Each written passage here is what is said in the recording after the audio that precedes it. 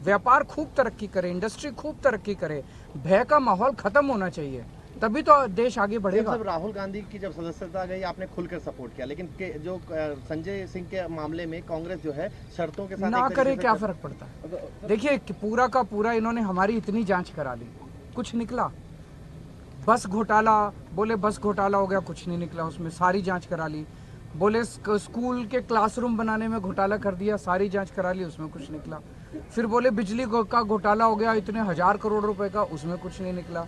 फिर बोले सड़कों के बनाने में घोटाला हो गया, उसमें कुछ नहीं निकला। पानी का घोटाला हो गया, उसमें कुछ नहीं।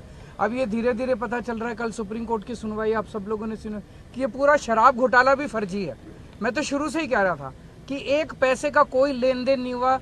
जज कल बार बार पूछते रहे, भाई कोई तो दिखाओ, एक पैसा तो दिखाओ, कहीं सबूत तो दिए। एक सबूत नहीं है इनके पास, एक सबूत नहीं है। तो पूरा का पूरा शराब घोटाला फर्जी है।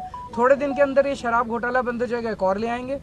मतलब इनको पूरा टाइम, इनको केवल और केवल लोगों को एजेंसीज में और इन सारी जांचों में उलझा के रखना है। काम ना खुद कुछ काम करेंगे, ना लोगों को कुछ काम करने के। अप्रूवर के बयान के आधार पर कल सुप्रीम कोर्ट में भी चर्चा हो रही थी कि किसी को आधार बनाया गया और संजय सिंह को और उनके ये सारे सब कुछ खत्म हो जाएगा, सब कुछ कुछ है ही नहीं, सब झूठ है। कल संजय सिंह ने भी बोला सब कुछ झूठ है, ये बयान झूठ है।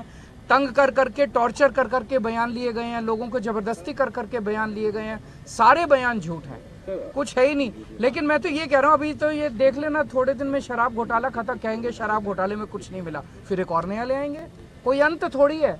नीयत खराब है इन लोगों की, काम करने नहीं देना चाहते। दिल्ली में इतने काम हो रहे हैं, आप भी काम करो ना। आपका बड़प्पन इस चीज में है कि केजरीवाल ने 1000 स्कूल बनाए, आप 2000 स्कूल बनाओ, आप 5000 स्कूल बनाओ, आपका इस चीज में बड़प्पन है। अगर हमने इतने मोहल्ला क्लिनिक बनाए, आप उससे 3 गुना बनाओ, इसमें बड़प्पन है।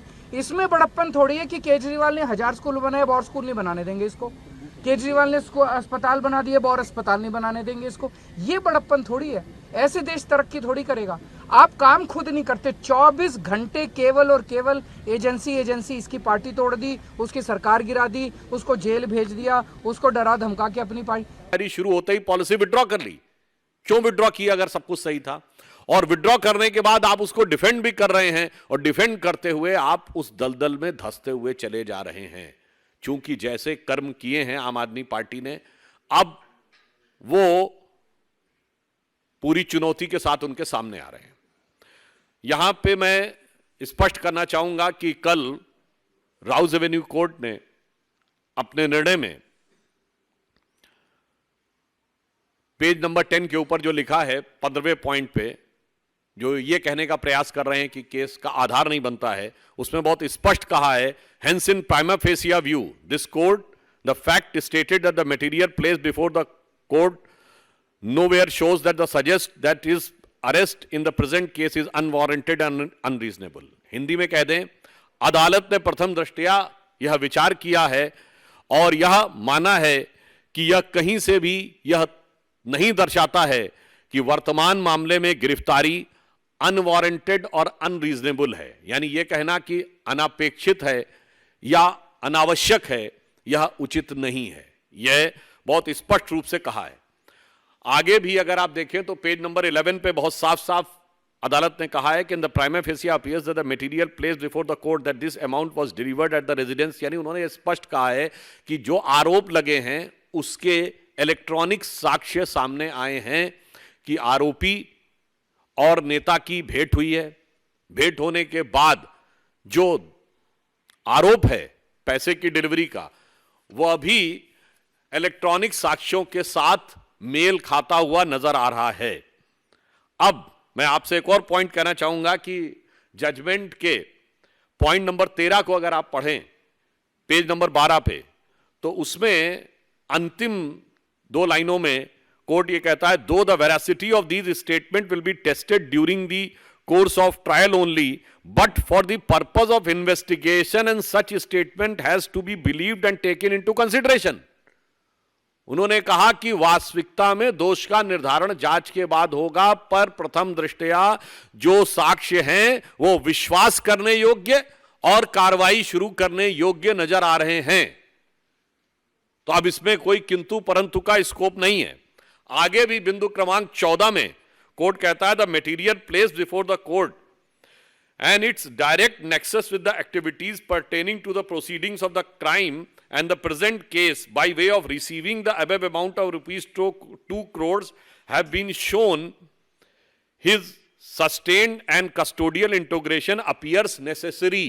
अर्थात न्यायालय यह कह रहा है कि जिस प्रकार के साक्ष्य आए हैं उसमें पैसे के लेन देन को लेकर जो तथ्य सामने दिखाई पड़ रहे हैं उनके अनुसार यह हिरासत में रखकर पूछताछ नेसेसरी अर्थात आवश्यक प्रतीत होता है। मुझे लगता है कि अब इसके बाद जो आम आदमी पार्टी जो भारत की राजनीति में मूल्यों की राजनीति स्थापित करने का दावा करके आई थी, वो सबसे मूल्यहीन पार्टी दिखाई पड़ रही है। और मैं कह सकता हूं कि दिल्ली की जनता आज अपने को ठगा हुआ महसूस कर रही है। और इसके साथ मैं यह भी कहना चाहूंगा, अब एक के बाद एक नेता जिस प्रकार से उभरते चले आ रहे हैं इसमें, तो ऐसा लगता है कि दारू के दरिया में पता नहीं कितने डूबे और उतराए हुए हैं। और मुझे तो वो पुराने गीत की पंक्ति याद आ जाती है, एक निकल रहा है मंत्री, फिर दूसरा डिप्टी सीएम, फिर तीसरा संसदीय दल का नेता, और अभी आगे अल्लाह जाने क्या होगा आगे। तो मुझे वह पंक्ति याद आती है, जिसको देखो वही आज मदहोश है, आज तो ये दीवाना गजब ढा गया। मतलब अब एक के बाद एक जिस प्रकार के कैरेक्टर्स उभर के सामने आते जा रहे हैं, मुझे लगता है इसके बाद श्री केजरीवाल जी की बातों की निर्लज्जता और धृष्टता पूरी तरीके से जनता के सामने आ गई है। आम आदमी पार्टी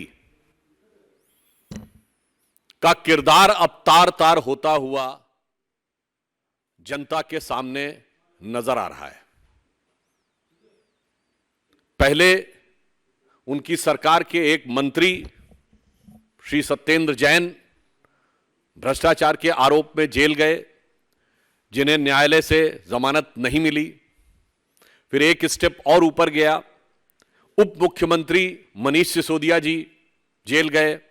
और अब आम आदमी पार्टी के संसदीय दल के नेता श्री संजय सिंह, कोई सामान्य व्यक्ति नहीं है, संसदीय दल के नेता हैं, leader of the parliamentary party, वो भ्रष्टाचार के आरोप में रिमांड पर हैं।